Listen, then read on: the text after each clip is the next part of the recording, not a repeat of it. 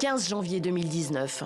À la surprise générale, après 7 ans de détention préventive, Laurent Gbagbo est acquitté. Les juges de la CPI, la Cour pénale internationale, estiment que l'accusation n'a pas réussi à prouver que l'ex-président ivoirien s'est rendu coupable de crimes contre l'humanité pendant la crise post-électorale de 2010-2011. La décision d'acquittement rendue aujourd'hui par les juges est, de notre point de vue, une victoire de la justice. C'est aussi et surtout une victoire de la Cour pénale internationale. Laurent Gbagbo devra patienter 2 semaines encore avant de recouvrer la liberté. Une liberté sous condition, suspendue à un éventuel appel. Il s'installe discrètement en Belgique et attend encore. 8 mois plus tard, la procureure de la CPI interjette finalement appel.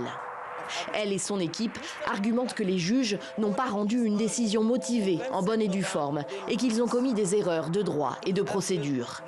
Les audiences reprennent. Depuis l'Europe, Laurent Gbagbo revient dans le jeu politique ivoirien. Mais sa candidature est rejetée par le Conseil constitutionnel pour la présidentielle d'octobre 2020.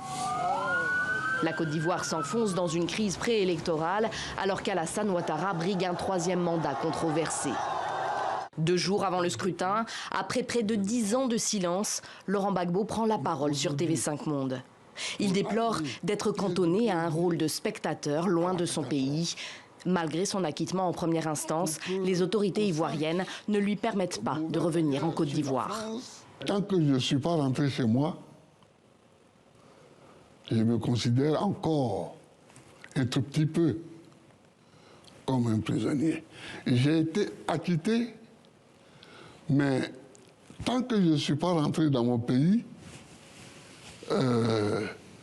cet acquittement a un goût d'inachevé. Presque 10 ans que Laurent Gbagbo n'a pas mis les pieds sur le sol ivoirien.